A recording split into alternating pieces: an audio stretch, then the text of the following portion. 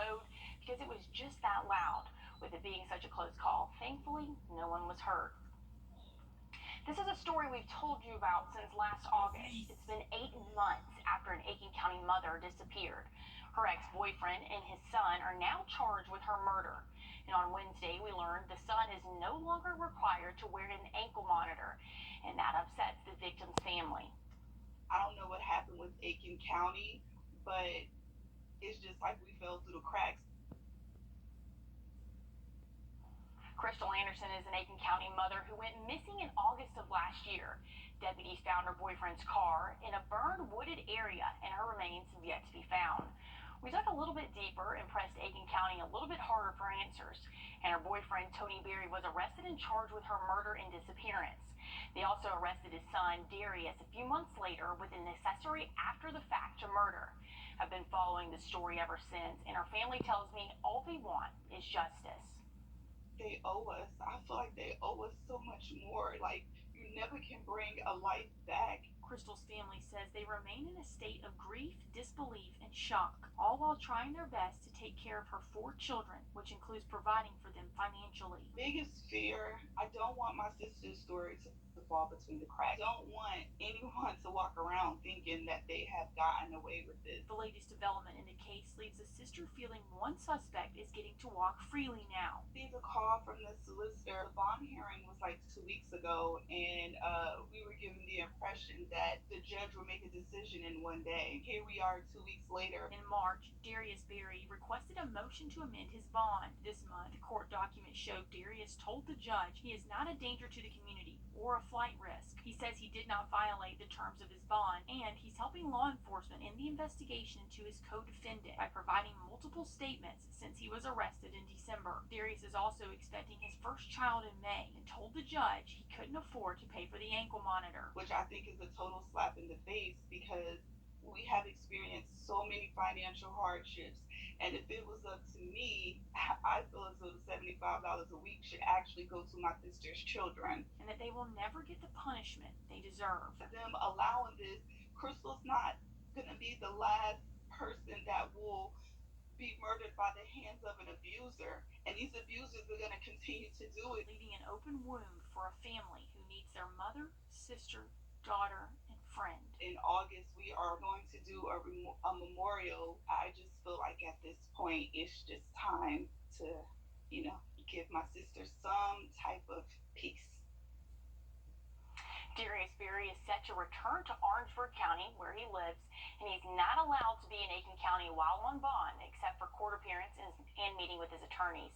Nor is he allowed to contact Crystal's family in any way. His father, Tony Berry, remains behind bars without bond.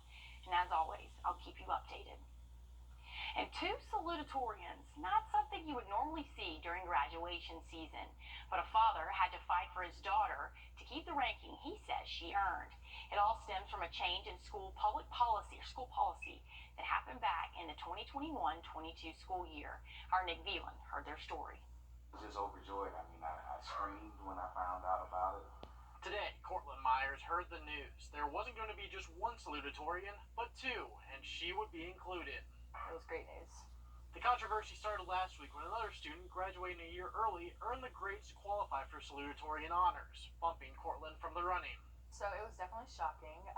It was kind of upsetting, but there's only so much you can do at some point. It was unfortunate, but Cortland and her family want everyone to understand that this wasn't the other student's fault. It was a policy change that put the grades at odds. All she did was go to school and be smart.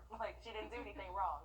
So I'm really proud of her too, and I'm really happy that all 3 of us can get recognized. The AP policy for Columbia County changed Cortland's sophomore year. Now all AP classes would get an extra 10 points, but that weighted scale wasn't in effect for her freshman year grades. That's the sticking point that sparked an issue with her dad, with his daughter having 1 less year of the current policy and weighted points than the other student a grade below her. That we had to fight when, after we've seen all the years of hard work that she's put in. Which led to many hours of pleading their case at the Board of Education building. Now the family is grateful both students will get the honor. I do want to thank the Board of Education. Yeah, especially thankful for Evans High School and all the teachers involved, because all the teachers were so supportive through the thing. Cortland says she's happy to now be able to focus on the final weeks of school and getting ready to graduate as she moves on to the University of Georgia this fall. And not every city can say they have a school of the arts bearing the name of 6 years. That's how long one great-grandmother will spend behind bars for a deadly dog attack that killed 7-month-old Serenity Garnett. It was a packed courtroom filled with friends and family of Serenity's parents. They were all wearing shirts that said "Sleep in Paradise." There was no trial because Migdala Guadalupe took full responsibility for her actions. I was there inside the courtroom for those emotional moments. An attempt to mend a broken relationship.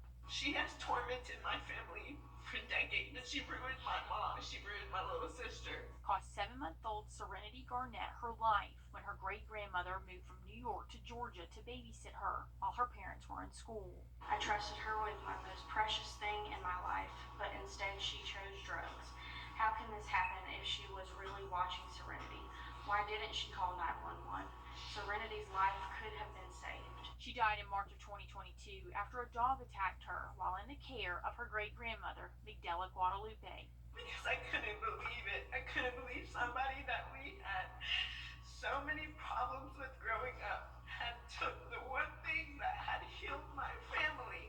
At the time of Serenity's death, Guadalupe did not have a track record in Georgia of drug use, but the prosecutor said she did in New York. When law enforcement responded to the home, Guadalupe was found to be high on drugs, breaking the family all over again. Pain of losing my granddaughter in such a horrific way has been unbearable, and it has been difficult to come to terms with the fact that she is no longer with us. Guadalupe was sentenced Thursday for the death of Serenity Garnett.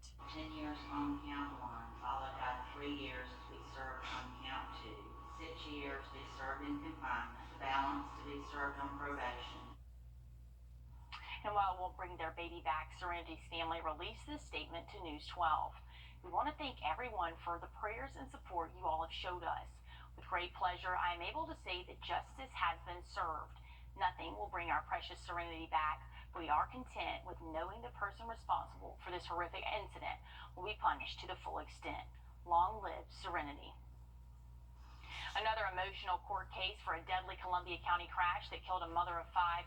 Priscilla Johnson was sentenced under first offender provisions to 15 years, 5 behind bars and the rest on probation. She was driving home from a wedding and was highly intoxicated with a blood alcohol level of more than 2 times the legal limit as she traveled on Harlem and Grovetown Road, killing a 43-year-old Tiffany Harris. According to authorities, Johnson's Tahoe crossed the center line inbound into the eastbound lane on a curve, striking Harris's Chrysler head-on. To say that life changed on the night of October 24, 2020 is the understatement of the century. It's been 915 days since these children have had a mother. That's 915 days that they've been on their own with help from, other people that could. There's 3 Thanksgivings and 3 Christmases. It was a sad day for 2 families losing their mothers. And coming up after the break, parents coming together to spread awareness on the consequences of fentanyl.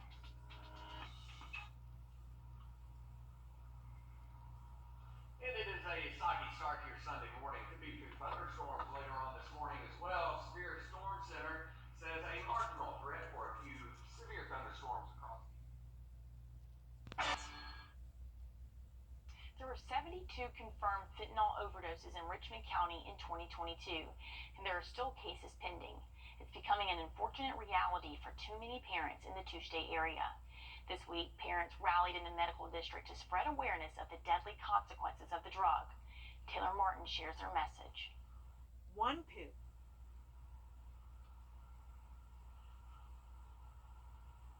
One pill can kill. But losing a child who's supposed to outgrow you and be here after you is it's just not right. Crystal and Scott Kraft lost their son Clifton Bates to fentanyl poisoning 2 years ago. They came out to fight fentanyl with many other parents like Jimmy Vowell facing the same reality. It's a battle, and some people win the battle, some people fight the battle hard, and some people lose the battle. And it was unfortunate for us that Andrew lost the battle.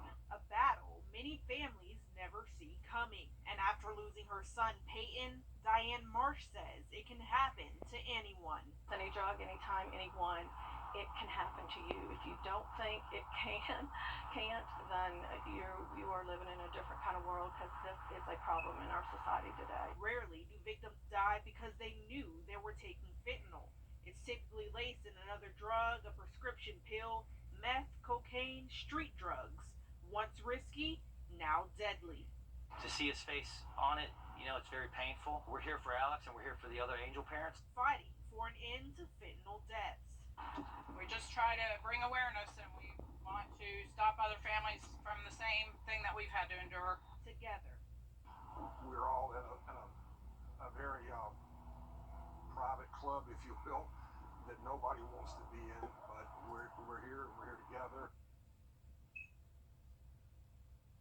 The billboard is downtown at Walton Way and 15th Street and will be up for another week. To weather now with First Alert Meteorology.